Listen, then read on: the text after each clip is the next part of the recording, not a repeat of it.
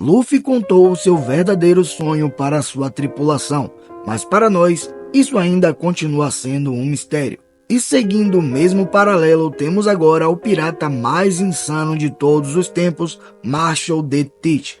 Por muito tempo pensávamos que o seu objetivo era encontrar o tesouro One Piece. Porém, ao que tudo indica, ele tem um sonho ainda maior do que esse que foi apresentado para nós. E a sua tripulação também já sabe qual é o seu verdadeiro desejo. Mas então, qual será o verdadeiro sonho de Barba Negra? Se você quer saber tudo isso e muito mais, vem comigo que eu vou falar sobre isso agora.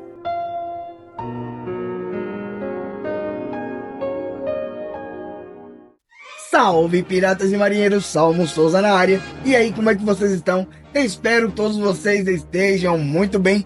E mais uma vez tivemos mais um capítulo incrível de One Piece, trazendo vários mistérios pra gente resenhar aqui juntos. Além disso, Luffy disparou um novo golpe, Metralhadora do Amanhecer, fazendo assim uma referência ao Deus do Sol Nika. E por falar em metralhadora, já dispara o dedo nesse likezão aí. Aproveita também, se você gostar do vídeo, se inscreve no canal e ativa o sininho para não perder todas as nossas resenhas aqui. Dito isso, galera, chega de enrolação, vem com o pai e lá vamos nós.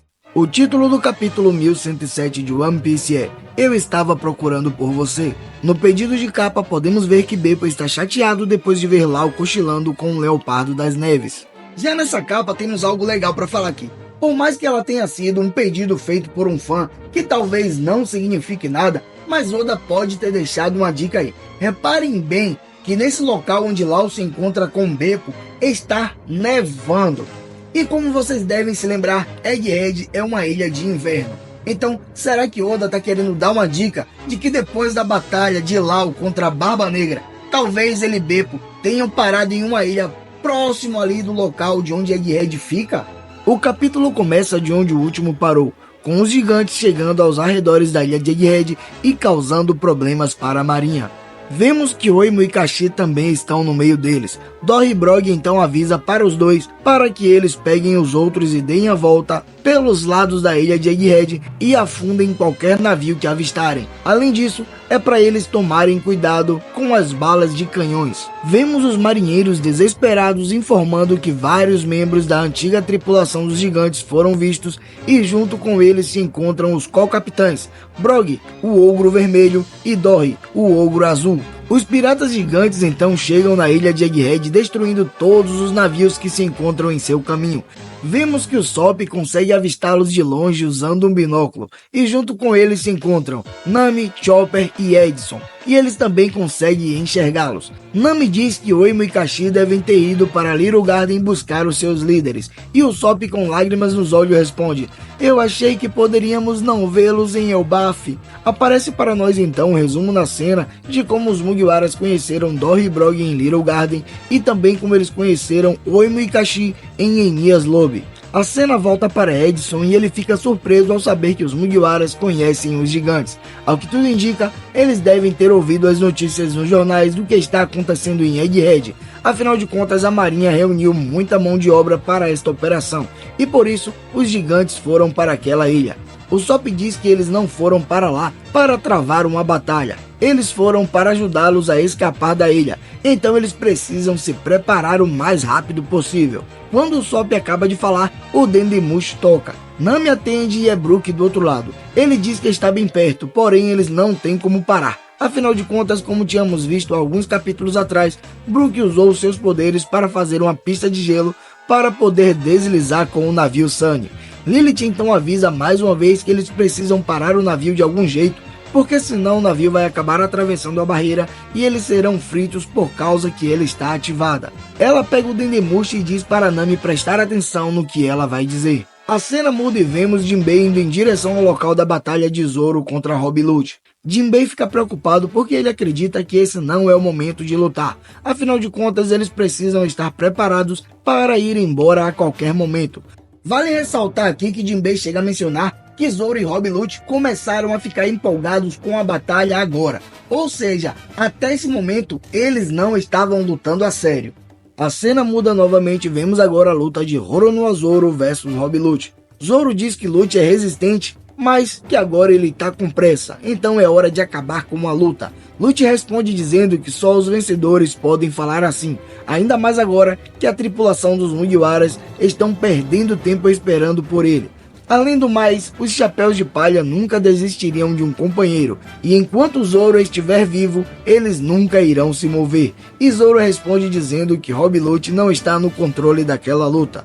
Temos algo interessante aí, repare que Rob Lute chega a dar a entender que ele não matou Zoro até agora, porque ele não quis, afinal de contas, com Zoro vivo e estando ocupado, acaba atrapalhando mais os Mugiwaras, porque eles precisariam resgatá-lo para poder depois fugir de Egghead. Mas eu acredito que Zoro também não está lutando a sério, até porque ele dá a entender também de que Rob Lute não está controlando aquela luta, por mais que Rob Lute esteja em sua forma despertada.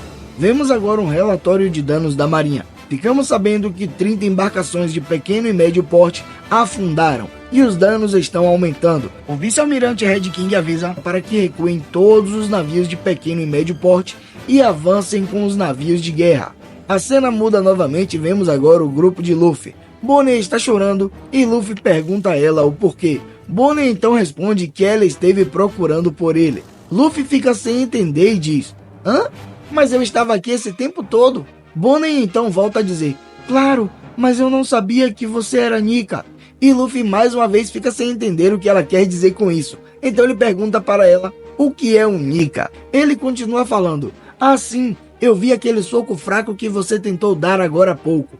Bonnie então diz que estava tentando imitar um ataque de borracha igual ao de Luffy. Então ela pede para que ele a ensine chutando a bunda de Saturno para vingar o Dr. Vegapunk. Nesse momento os olhos de Luffy saltam do rosto após ele ver que Vegapunk está caído no chão gravemente ferido. O Gorosei então diz: "Insetos idiotas como vocês sempre terão um motivo para morrer." Nesse momento Luffy se prepara para dar um soco em Saturno, mas antes ele diz para Bonnie que a partir de hoje o soco dela tem que ser desse jeito. Porém, antes que ele possa soltar o braço, Saturno dispara um ataque de energia invisível na direção da cabeça de Luffy, igual ele já tinha feito com Sanji e também com o marinheiro que explodiu a cabeça. Vemos que a cabeça de Luffy é empurrada para trás e começa a sair sangue pela sua boca. Contudo, Luffy continua o seu ataque enquanto diz: "Como ousa machucar os meus amigos? Gomu Gomu no Downy Gatling!" Esse golpe de Luffy também pode ser traduzido mais ou menos para metralhadora do amanhecer.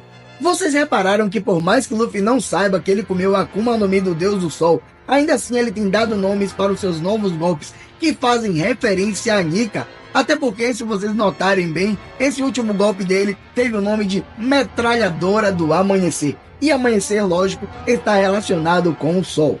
Vemos que Luffy acerta vários socos repetidos na cara de Saturno, fazendo com que ele seja arremessado com muita força em direção aos prédios.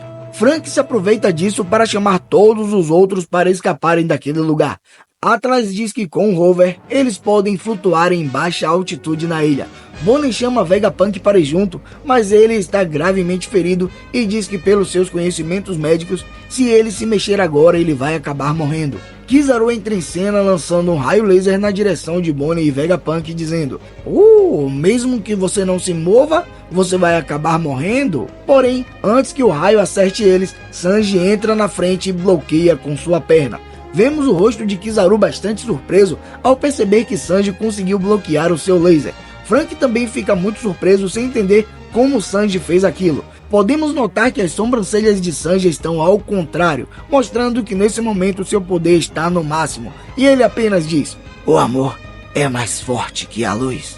Kizaru então responde que se isso fosse verdade, não haveria mais a física. Como a gente bem sabe, sempre que a sobrancelha de Sanji muda de posição, significa que ele está explorando o ápice do seu poder.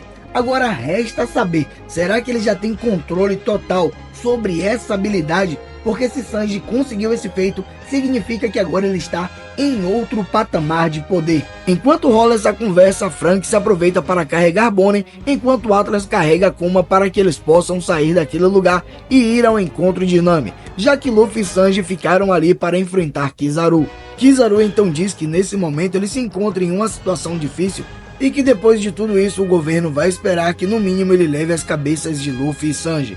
Sanji responde de uma maneira incrível, dizendo que então é melhor o almirante começar a escrever um relatório. A cena muda e vemos o Gorosei se levantando do meio dos escombros de onde Luffy tinha jogado ele. Diante dele aparece Katarina Devon e Van Algu. Vemos que Katarina fica interessada na transformação híbrida do Gorosei. Ela então toca em uma de suas patas de aranha e diz que isso facilitou as coisas, pois agora sua missão está cumprida. O Gorosei pergunta o que eles estão fazendo em Egghead. Além disso, ele está surpreso ao saber que um prisioneiro do nível 6 de Impel Down acabou se tornando um subordinado de alguém. Katarina então responde dizendo que Tite é especial, e Saturno diz que o mesmo vale para sua linhagem. Katarina acaba ficando surpresa em saber que o Gorosei também já sabia da linhagem de Tite. O Gorosei então continua falando, e agora ele quer saber qual é o motivo por trás dos pequenos movimentos dos piratas de Barba Negra.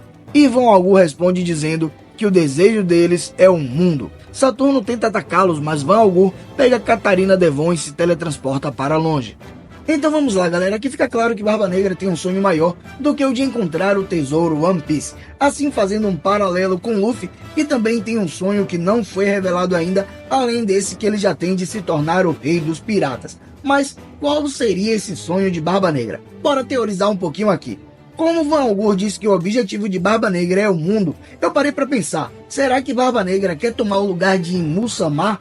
Vamos imaginar que talvez na busca pelo One Piece, Barba Negra acabe sendo derrotado por Luffy e Luffy acabe se tornando o rei dos piratas e a partir daí estoure uma guerra contra o governo mundial, incluindo Musamar também. No meio de uma batalha de Luffy contra Musamar, digamos que Luffy consiga derrotá-lo e faça com que Imo fique bastante enfraquecido.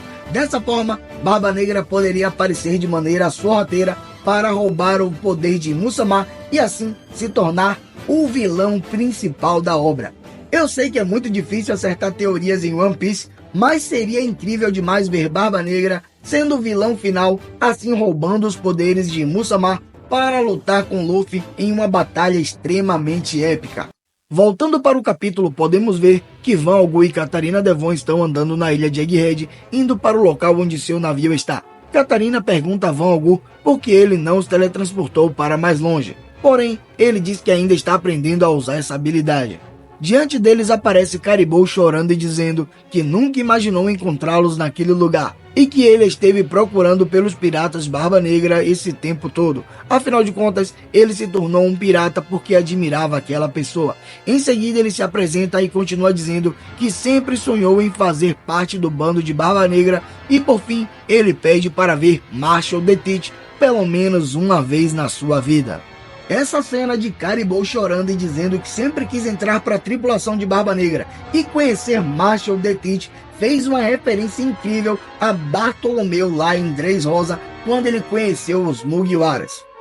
Outra coisa legal é que se Caribou entrar para a tripulação de Barba Negra mesmo, e caso ele venha se tornar um comandante, talvez Luffy precise de mais um integrante na sua tripulação para que assim possa acontecer um contra um entre todos eles.